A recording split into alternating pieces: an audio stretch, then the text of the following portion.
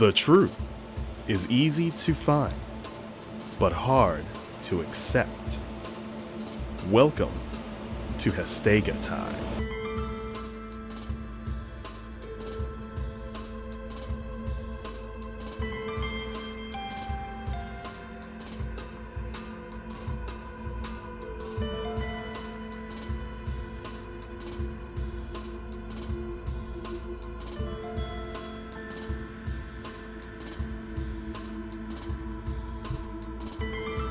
Hello, listeners.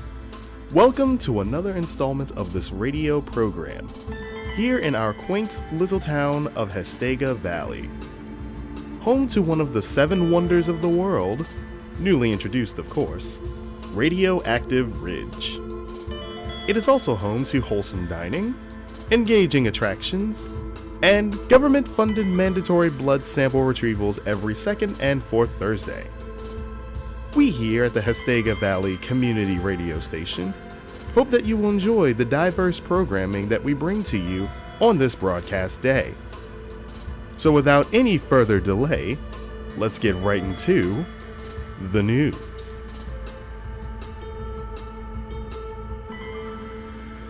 A press conference was held this morning right outside of Hastega Valley City Hall. Hastega Valley Mayor, Catherine White, addressed the issue of computers in our local schools. She stated that computers in the classrooms were an unnecessary addition and should be removed. This comes as no surprise, listeners, after several incidents involving children and computers have left parents with many concerns for their children's safety around computers. Several reports, according to the mayor, detail instances of appendages coming out of the computer screens, grabbing the children and sucking them into the screen's hole. While it is standard for most computers in Hastega Valley to have working appendages that come out of the screen, they should not be dragging children into the screens. At least, not during school hours.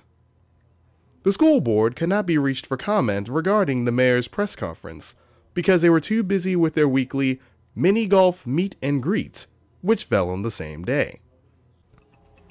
In other news, we are proud to announce the opening of our brand new indoor-outdoor recreational facility. It will be complete with batting cages, racquetball courts, soccer fields, swimming pools, and state-of-the-art recreational equipment. The new facility will be available to all ages, and the best part, it's imaginary. That's right, listeners. The facility is 100% imaginary, meaning that you don't have to leave wherever you are to get there. Just imagine in your mind all of the great recreational programs you will be able to partake in at the new facility, and you will be there. You can imagine it anywhere, so there is absolutely no inconvenience in travel time for you. In fact, there is no travel time needed at all to reach the facility, since it is imaginary.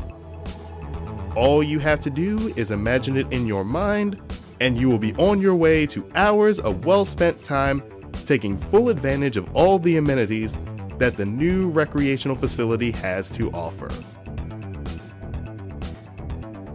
Ladies and gentlemen, there is a new resident here in Hastega Valley. This new resident, whose name we do not yet know, will apparently be starting their new job in our quaint little town. Now, I do not know the nature of their profession, nor whether or not it will have any kind of impact to the community. But I do know that it is always a joy to welcome new people to our town. Hastega Valley is a small town, but it is very community-oriented. Hastega Valley residents gather together in bonding exercises such as book club, bowling associations, PTA meetings, and soul exchanges, just to name a few. I'm sure that Hastega Valley will welcome our mysterious new resident with open arms, whether they be 2 or 4, or the occasional 5-armed townspeople who have effectively taken residence near Radioactive Ridge. New stranger, whoever you might be, may you find yourself at home in Hastega Valley. And now, a word from our sponsor. You're sitting in a room, spending quality time with a good book. You happen to notice that the lights go out. You wonder if there is a power outage, but then you remember that you have gelatinous ooze coming down from your walls that glow in the dark, providing you with the light you need to continue reading. But then, the ooze changes colors. It goes from a grotesque green to a putrid purple, and the ooze slowly starts to consume the floor around you. You stand on your chair as if it were an island, your last hope of salvation, as the floor becomes a sea of formless goop. The ooze slowly takes over your chair as you climb it to the very top, hoping that you will not fall into the ooze on your floor. The ooze continues to consume the chair, and then it attaches to your feet, spreading faster and faster as the goo becomes one with your body. You can no longer fight it, but you fear it. And soon, you look up to see the ceiling before your eyes as the last vision you have before becoming engulfed in the ooze that once supplied you with light is now cladding you in deep, gelatinous darkness. Burger King, have it your way. New developments in the unknown nameless resident that has recently moved into Hastega Valley. The unknown nameless resident that we referenced earlier in our program finally revealed her name. Yes, it is a woman. A woman with long, flowing brownish hair, hypnotic green eyes, and a perfect smile. I mean, very perfect. Her name is Veronica, and she is Hastega Valley's newest private investigator. I got word of this from one of our listeners who sent me the information via messenger pigeon. The message, as well as the pigeon, was covered in blood and fresh goat's milk, as is customary when sending postage. The message even came with a detailed picture of Veronica, which I'm not sure how this person was able to get it, since photographs are illegal in Hastega Valley. I don't even think that I should be looking at this picture for fear of intervention by the Brotherhood Fraternity of Police, or BFP for short. However, due to the captivating nature of the picture, I simply cannot take my eyes off of this photograph, despite my irrational fear of being caught with an illegal item. But getting back to the point, Veronica is our new private investigator, replacing who I assume was our previous private investigator, Christopher Payne, who we lost tragically to a temporal wave distortion and raptor attack incident a few months back. I certainly hope that Veronica will feel right at home here in our town, and I look forward to meeting her in the near future. And now, traffic. Driving down a busy highway, you see so many things around you. Homes, buildings, trees, and darkness. Driving down a busy highway, you hear so many things, like the static sounds of the radio as it plays your favorite song, or at least a song that you can halfway tolerate. Driving down a busy highway, you feel so many things, like emptiness, despair, euphoria, and rampant thirst. Driving down a busy highway, you see a figure in the road and come to a stop. You look at the figure, but the figure is just standing there. Standing there in the middle of the highway. Standing while you're looking, and getting back into your car to continue driving down the busy highway. You continue driving, but the figure never moves. The figure is still in front of the vehicle, still standing. Maybe you are not driving down a busy highway after all. Maybe you were never driving at all. This has been Traffic. Oh, I've just been handed a bulletin from intern Rebecca. Thank you, Rebecca. Oh, and you brought me a cup of hot tea too. This is greatly appreciated. Refreshing. Now, on to the bulletin. This is a friendly reminder to all Hastega Valley citizens. Under no circumstances, except those approved directly by the City Council, the Mayor, or the BFP, are pictures or cameras allowed for use and or consumption by the general public. We advise those that are in current possession of photos or cameras to get rid of them immediately. Any persons found in possession of pictures or camera of any kind will suffer the minimum punishment of soul extraction and splitting via magic circle sacrifice. The safety and well-being of all Hastega Valley citizens are our top priority in regards to this law. Sincerely, the City Council. Well, I most certainly do not want to feel unsafe with this perfect photograph of Veronica that is still on my desk, so I shall now discard the picture in the proper waste receptacle. I want to take this time to give my very special thanks to our City Council for keeping the safety of the people at the top of their agenda. After all, government is there for the people's best interest. Oh, hang on, listeners, there's a knock at my studio door. It's intern Rebecca again. Yes? What is that you have in your hand? Rebecca, you know you're not supposed to have a photograph in your possession, right? Rebecca? Listeners, it seems as if Rebecca has gone catatonic. She has a photograph in her hand, but she is no longer moving. She's just standing at the doorway and... Wait, Rebecca, are you crying? There's no reason to be upset. Wait, those aren't tears. That's blood.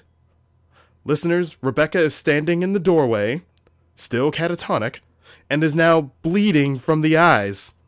And now there seems to be a darkness filling the area. I don't know what this means, listeners, but it seems that I must turn my attention to Rebecca and see to her immediately.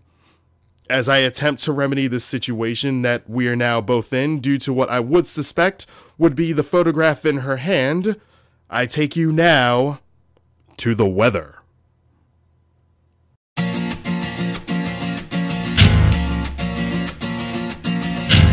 Is anybody out there? Can anyone hear me? I can see the flashing lights, the ambulance speeds on.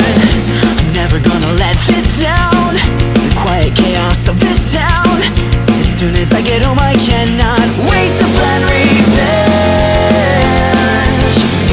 Maybe I'm just giving in, I know better than the ones who gave me this. Is my chance to choose.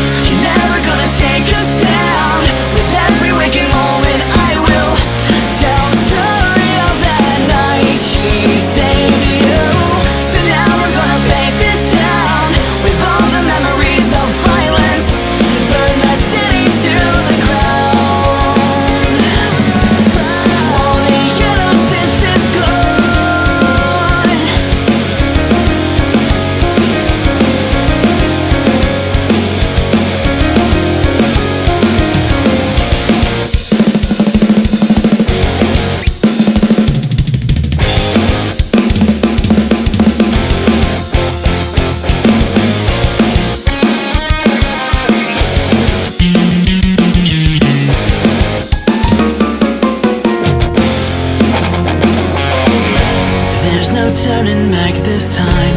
Hit the road and search for the light. The sun is rising and I see the clearing.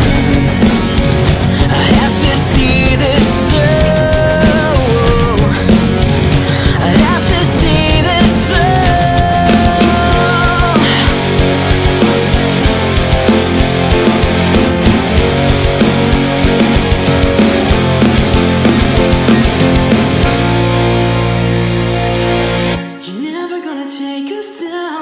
With every waking moment I will tell the story of that night she saved you. So now we're gonna paint this town with all the memories of violence and burn the city to the ground. All the innocence is gone.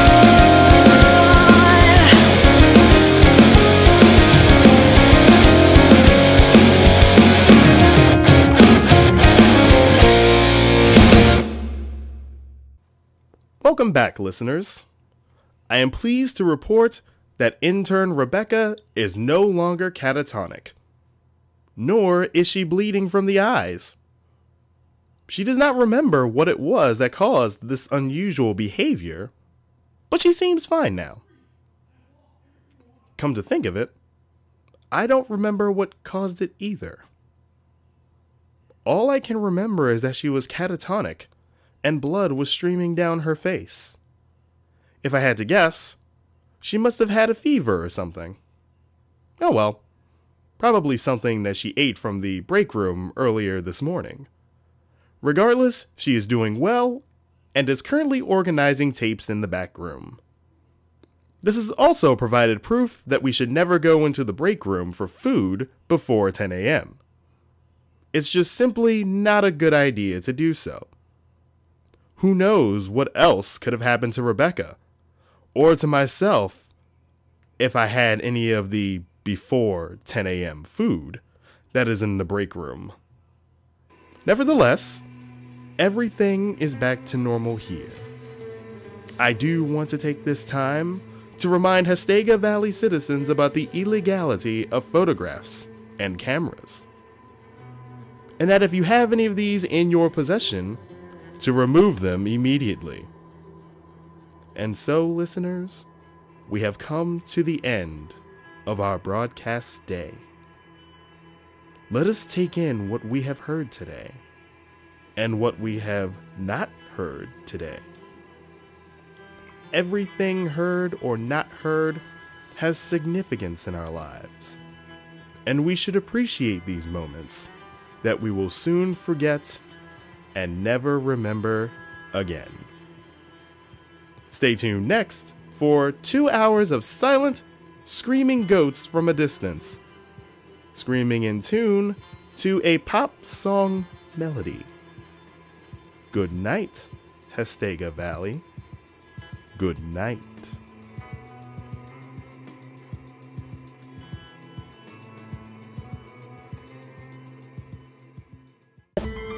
Welcome to Hastega Time is a production by Black Hastega Studios. It is written by Panzer Hastega and produced by Panzer Hastega. The voice of Hastega Valley is Panzer Hastega. Music by Disparition.